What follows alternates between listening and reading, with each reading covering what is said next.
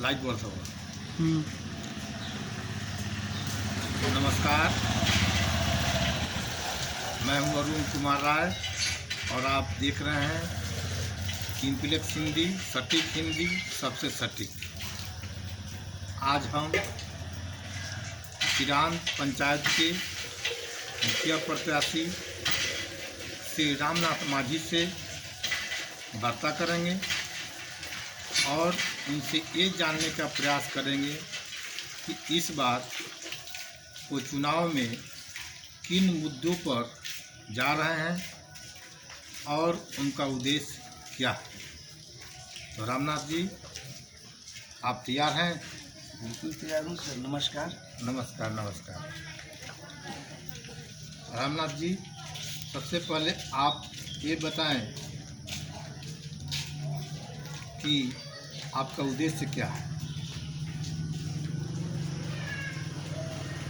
मेरा ही नहीं, हर उम्मीदवार का उद्देश्य होना चाहिए सिर्फ चुनाव जीतना ही नहीं, जनता के बीच में जाकर जनता के मूलभूत समस्याओं से लड़ने और समाज को जागृत करने का उद्देश्य होना चाहिए। मेरा यही उद्देश्य रहा है।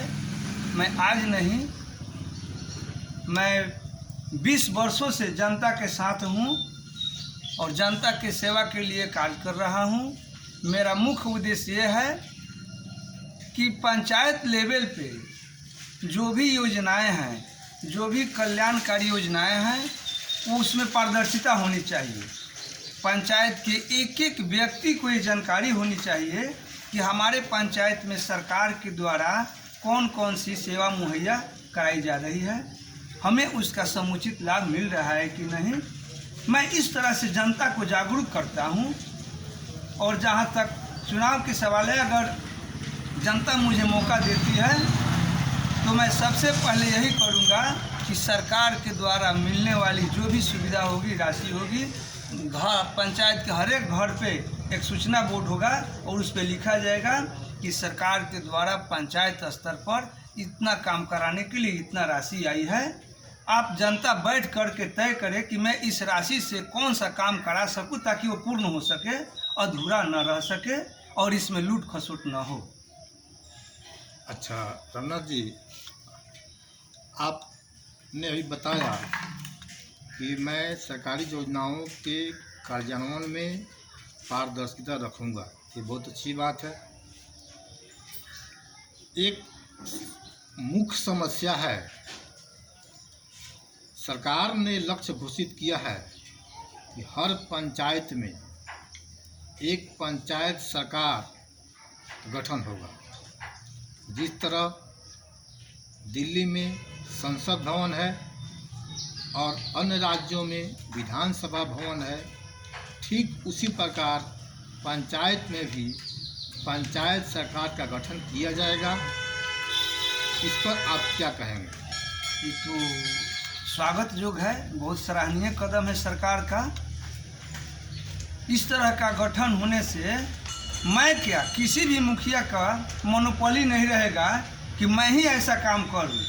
ऐसा होने से ये होगा कि पंचायत सरकार का गठन होगा, उसके मेंबरान, उसके कार्यकारी सदस्य होंगे, जो भी काम होगा वो सभी लोगों के राय विचार से होगा। मुखिया लोगों का तो यह मनमानी खत्म हो जाएगा और ऐसा होना चाहिए, ऐसा होना चाहिए।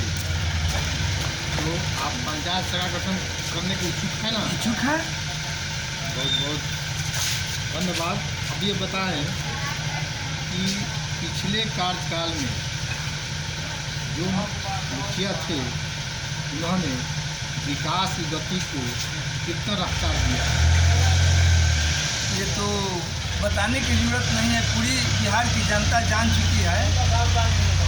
नीतीश कुमार जी ने जो नल जल योजना 7 निश्चय चला है, इसमें वर्तमान मुखिया लोग ने जिस तरह से लूट खसोट किया है, कहीं कोई काम उस तरह का धरातल पर नहीं है। खर्चे के हिसाब से कहीं टंकी लगा है तो पाइप नहीं बिछा है, कहीं बोरिंग हुआ है तो उसमें मोटर नहीं लगा है, कहीं पंप खड़ा है तो उसमें नलका नहीं है।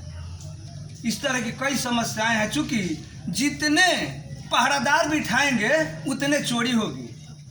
एक कहावत मुझे याद है, एक बादशाह थे, उनका दूध कहीं से उठौनिया जा रहा था, तो उनका सिपा सलाहकार ने कहा कि जहाँ पर ना अगर एक आप दरबार में ही लगाए हैं पहरेदार, हो सकता है कि पहरेदार भी उससे मिल गया होगा जो दूध लाने जाता हो, उकार लेता होगा, पानी फेंक लेता होगा। बादशाह के बात सब सही कह रहे हैं, एक और पहरेदार लगाए। तो जो दूध लाने वाला था तो पहले पहरेदार को पाव भर दूध दे करके और पाव भर पानी फेंक देता, क्योंकि आधा किलो वो अपने बाल बच्चे के लिए जाता। जब दूसरा पहरेदार आया तो फिर उसको भी पाव भर देने। इसी तरह से करते करते 10 पहरेदार लग गए। लास्ट में बादशाह के यहाँ केवल पानी जाने लगा। वही हाल हो रहा है आज के समय में सरकारी योजनाओं में। माननीय नीतीश कुमार जी योजना तो बना रहे हैं, लेकिन इतने ना उसमें पहरेदार ठोक रहे हैं कि सारे पहरेदारों को हिस्सा बांटते बांटते काम धरातल पर शून्य हो जा रहा है। ऐसा भी नहीं होना चाहिए। जिम्मेवारी अगर किसी एक को दें, नेक को दें। मैं जनता से भी यही अपील करूंगा कि आप अपनी पंचायत के विकास के लिए अगर चुन रहे हैं, जिम्मेदारी दे रहे हैं, तो एक के दें और नेक के दें।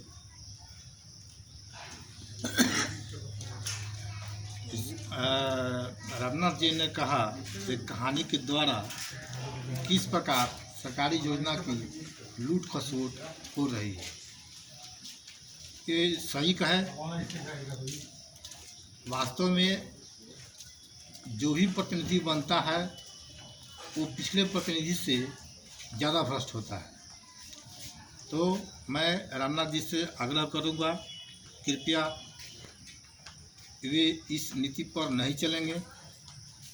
और मैं एक छोटा सवाल इनसे पूछूंगा कि इस बार पंचायती चुनाव में जब वो उतर रहे हैं तो जनता के लिए सबसे प्रमुख समस्या उनके पंचायत में है, वो क्या है बताएंगे? खासकर मेरे पंचायत में तो मेरा पंचायत समृद्ध पंचायत है।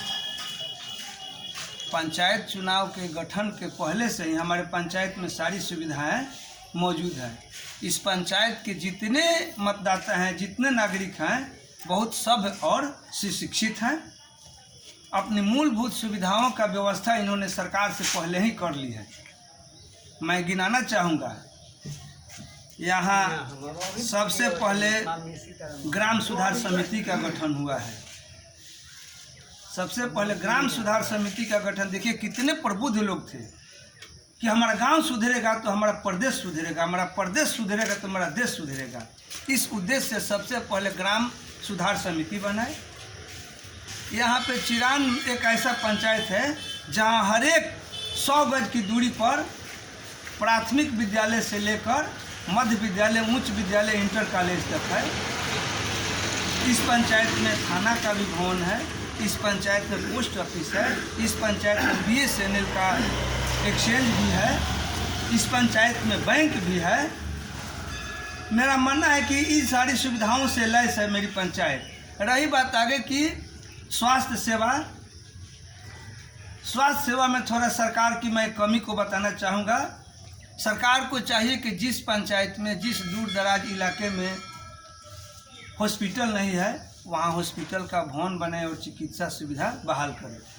लेकिन चिरान में पहले से ही था हॉस्पिटल, जो 4 लेन में पड़ जाने के कारण उसका बिल्डिंग टूट गया और सरकार यहाँ उसके जगह पर रिप्लेस करके नहीं बनाकर इस हॉस्पिटल को किसी अन्य लगभग 5 किलोमीटर दूर ले जाना चाहती थी। लेकिन मैंने उसके ऊपर पहल किया, मैंने बहुत लड़ाई लड़ी, स्वास्थ्य मंत्री से लेकर जिला के CS तक मैंने लड़ाई लड़ी कि ये पंचायत का मामला है, पंचायत से बाहर। क्योंकि यहाँ पे चिरान पंचायत में हॉस्पिटल रहने से रायपुर, बिनगावा, बलवन टोला, महाजी, एकामा, चकिया, डुमरी, मेहरौली, दबदरपुर, काजीपुर, रसलपुरा, धर्मपुरा, इतने दूर दराज के इलाकों का स्वास्थ्य सुविधा यहाँ उपलब्ध होता था। इससे तो हमारे पंचायत के, हमारे लोकल क्षेत्र के लोगों को परेशानी पड़ जाता। इस ख्याल से मैंने लड़ाई लड़ा और हॉस्पिटल के यहाँ रख मैंने जाने नहीं दिया। अभी भी हॉस्पिटल के बिल्डिंग का 38 लाख रुपया CS के पास पड़ा हुआ है। अभी वर्तमान में अस्थाई ये मेरा हॉस्पिटल चिरान का ग्राम सुधार समिति भवन में ही चल रहा है। इसके लिए अस्थाई भवन बनाने के लिए गांव के प्रबुद्ध लोगों से मेरी राय विचार चल रही है। ये दानी का गांव है, दानवीर राजा मोरध्वज की गांव है, नगरी है। आज भी हॉस्पिटल के लिए ज़मीन दान करने वाले लोग मौजूद हैं। मैं उन्हें स्वागत करता हूं। वे इस बात पर पहल कर रहे हैं कि मैं चिरान में हॉस्पिटल के लिए भूमि उपलब्ध कराऊंगा और 38 लाख रुपए से यहां पे नई बिल्डिंग बनेगा। और जहां तक मेरी बात है, अगर मेरी सरकार का गठन हुआ मेरे नेतृत्व में, तो सबसे पहले एम्बुलेंस की व्यवस्था करूंगा सर, क्योंकि दूर दराज से आए हुए लोगों को कम से कम जिला मुख्यालय के अच्छे चिकित्सक के यहाँ जाने में सुविधा हो, इसके लिए मैं पहल जरूर करूँगा। ये मेरी हार्दिक इच्छा है। बहुत बहुत धन्यवाद। रामनाथ जी के विचार जानकर मुझे बहुत खुशी हुई। और एक छोटा सा प्रश्न अभी और करूँगा इनसे कि वर्तमान में शिक्षा की व्यवस्था हर जगह बहुत बदहाल है, तो शिक्षा की व्यवस्था कैसे सुधरेगा? क्या इनके नज़र में कोई हल है तो बताएं। शिक्षा की लचर व्यवस्था में सबसे पहले हम अभिभावक लोग दोषी हैं। हम अभिभावक लोग की जिम्मेदारी बनती है कि सरकार इतना पैसा खर्च करके स्कूल में लड़कों को आकर्षित करने के लिए साइकिल दे रही है मुफ्त में, पोशाक दे रही है मुफ्त में, मध्याह्न भोजन दे रही है मुफ्त में, फिर भी हम उसका हिसाब नहीं ले रहे हैं और इसका लाभ अपने बच्चों को सही तरीक़ा से नहीं दिलवा पा रहे हैं। बच्चों को हमने अपने गार्जियन लोगों से कहते हुए सुना है कि जाना खिचड़ी खा के भाग गई हो। ये मेरी जिम्मेदारी है कि नहीं, सरकार खिचड़ी दे रही है, मेरा लड़का इस लोभ में जाए। सरकार समझे कि लोग जानता है कि मुझे बच्चे पैदा कर देना है, सरकार पोसने के लिए तैयार है। सरकार की भी गलती है। सरकार के यहाँ ये वोट की भी राजनीति करती है। सरकार जिस स्कूल में उपस्कर नहीं है बैठने के, बच्चों को, शिक्षक को बैठने के लिए जगह नहीं है। अभी हमने एक देखा है वीडियो, मतदान कर्मी ऐसे स्कूल में सेंटर पड़ा था मतदान के साथ, जहां मतदान कर्मी नीचे जमीन पर ईवीएम रखकर बैठ करके चुनाव करा रहे हैं। तो सरकार को वहां भी ध्यान देना चाहिए। सरकार चाहे कोई भी हो, हमेशा अपने वोट की राजनीति करते आई है सरकार से। अब जिस घर के बच्चियां केवल 4 दिन स्कूल गई, उसको साइकिल मिल गया, उसका काम खत्म।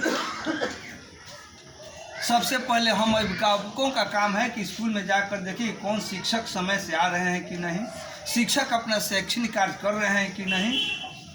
अभी तक तो शिक्षक लोगों का मैं शिकायत नहीं कर रहा हूँ, ये हम और आपके गार्जियन का, बच्चों के अभिभावकों का कमी है। कोई शिक्षक ऐसा नहीं चाहेगा कि मैं जिसका तनख्वाह ले रहा हूँ उसका ड्यूटी नहीं करूँ। शिक्षक अगर 4 अक्षर भी बताते हैं तो हमारे बच्चों को काम ही का चीज़ बता रहे हैं। कोई शिक्षक नहीं चाहेगा कि बच्चों को स्कूल से भगवा दे, बच्चों को गलत रास्ता दिखा दे। गुरु का स्थान बहुत ऊंचा है। हम प्रधानमंत्री बन जाए तो क्या है, गुरु के आगे सर झुकाना ही है। बहुत ऊंचे पद है शिक्षक का।